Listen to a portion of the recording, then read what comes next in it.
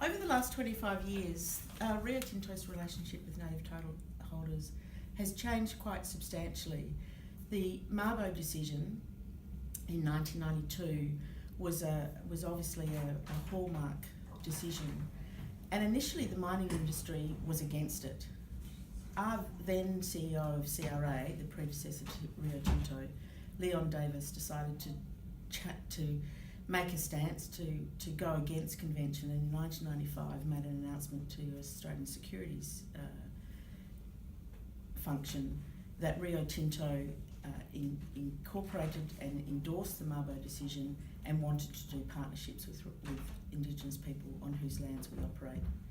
Since then, we've had a number of agreements, starting in as early as 1997 with the Gumula Agreement at Yandi, celebrating 20 years this year, which is quite a phenomenal event. And we go into those partnerships with the Indigenous people on whose land we operate with a genuine long-term partnership focus.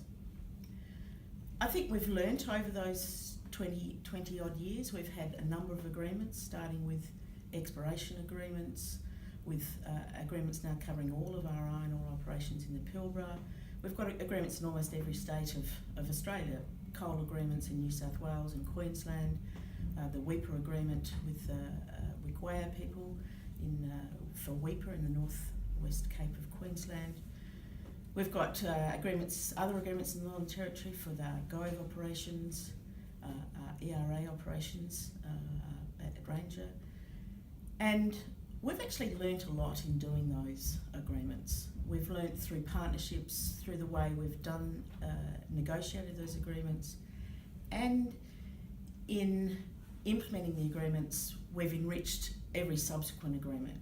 We actually are quite proud of our learnings and decided that we actually had something to offer.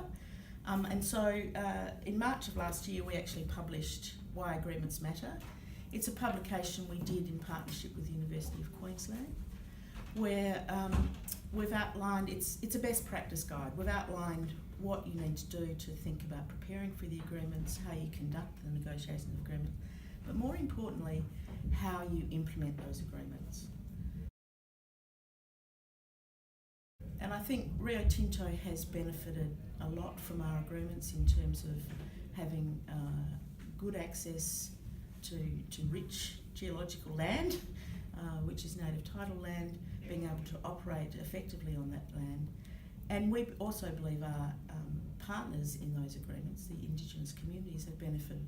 We've seen employment increase quite significantly, both through special employment programs, mentorship, cadetships, university scholarships. We've also seen an increase in Aboriginal capacity building in terms of Aboriginal business, as we've engaged many Aboriginal businesses along the way. And we've seen also the big benefit, I think, is also an understanding of Aboriginal culture. So as part of our agreements, we have a requirement to do cultural awareness training. So we've seen a benefit both for our Indigenous employees, but also for our non-Indigenous employees, as they've learnt to appreciate and understand Aboriginal culture.